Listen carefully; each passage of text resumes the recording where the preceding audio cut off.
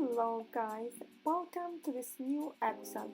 Today we are going to talk about amnesia.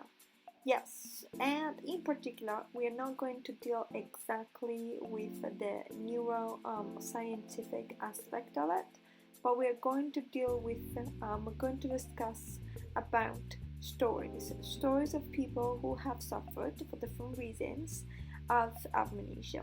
The first story we are mentioning here is that of Henry Molaison.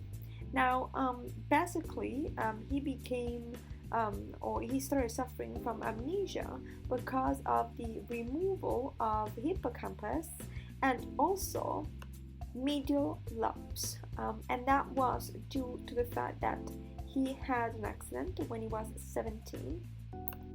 Henry Molaison is actually a very important protagonist in the history of amnesia because thanks to him and thanks to the work that the neuroscientist Susan Corker has carried out on him, he also has donated his brain to science. We have discovered many new elements that allow us to understand better and in a more comprehensive way the role of memory, and most of all how memory is scattered and stored in a scattered way throughout the brain. So this man and the work the neuroscientists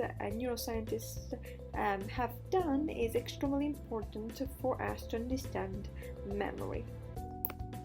Our second case is that of Ansel Bourne.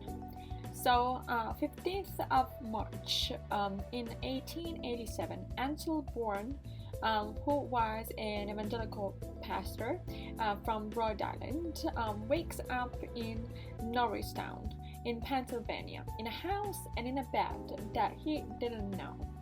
How he ended up there, he had absolutely no clue. He didn't know and he couldn't remember all the events that led him to change his name in A.J. Brown and actually open up a stationery shop. His loss of memory and his trips were explained by using the diagnosis of dissociative escape. Such a type of amnesia is not due to an organic damage to the brain, but to a disorder of multiple personality. The story of Ansel Bourne has been inspiring the saga The Bourne Identity, which is a novel by Robert Ludlum, and of course has been interpreted on the big screen by Matt Damon. A third case here is that of Albert Daddis.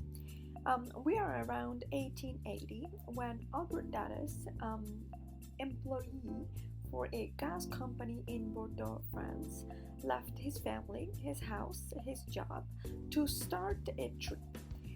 This trip was on foot, without documents, without a destination, and without people that would accompany him during this trip. It is a trip that led him to Moscow. In 1887, when he was arrested, he proved he could not remember absolutely who he was or how he ended up there. To describe his case, we talk about a type of amnesia that is a type of psychogen amnesia due to a psychiatric disorder, and specifically for his case was invented a new term, that of dramomania, which is a sort of neurotic obsession to walking that leads people to start these trips completely by themselves, without documents and without a safety net, so to speak. New case that we discussed today is that of Agatha Christie. In 1926, after the death of the mother and the filing for divorce from her husband, the British writer was protagonist of a mystery of its own. For 11 years, she disappeared from the house. She was in a state of amnesia. She was later found 320 kilometers away from the place where she had left, where she had parked the car, in a hotel in which she registered herself under the name of the lover of the husband. When she was found, she proved that she could not remember anything about herself or her husband or what had happened. A case of research from 2003 established that Christie lived an episode of psychotic amnesia, which is again memory which gets lost due to emotional shocks. However, we have to say that people with a certain extent or with a pinch of malice have thought that this was either a stunt in order to advertise one of his books, or even worse, a way to make the unfaithful husband be accused of her own disappearance. And the fact that she was registered under the name of the lover of a husband might be an indication of just that. New case, that of this man, Ansel Bourne, also known as Octave Monjon. We are in 1918 in the train station of Lyon, France, and a man was found without any documents. They had absolutely no clue who he was or why he was there. He was a soldier, and of course, like many other soldiers, he was traumatized by war. And of course, many people were not claimed by their families, right? And so this is a mysterious case of a military man who spent for 4 years his time mostly in psychiatric hospitals, and it was going from one hospital to another, while people were trying to figure out who was alive and who was not, and trying to claim back their relatives. After 4 years, we discovered that actually he was known with the wrong name, that his real name was Octave Monjon, and that was why, because of its distorted pronunciation of his name, that nobody had claimed him back.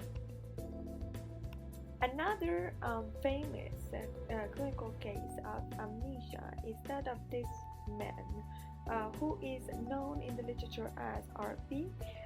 He had a stroke, and then he was severely impacted from this stroke. He had several damages to his hippocampus, which is a important and extremely important part of the brain to store memory. And so the patient became completely incapable of forming new memories. And the memory was also not working exactly like it should. Indeed, he was unable to recall events that happened to him 2 years before the stroke. So this case started in 1986, described 10 years later on Current Biology, and it helped so much to clarify the role of the hippocampus in consolidating memory.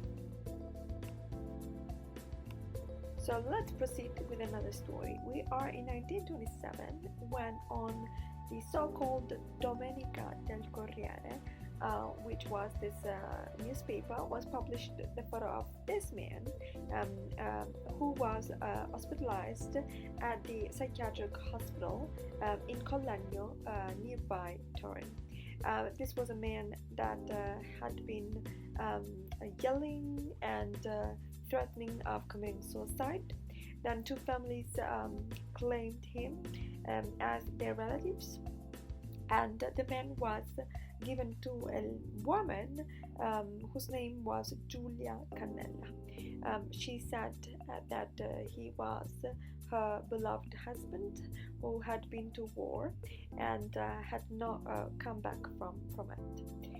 So then this guy moves into the house, moves into the house with Giulia Cannella, and then later we found out the truth.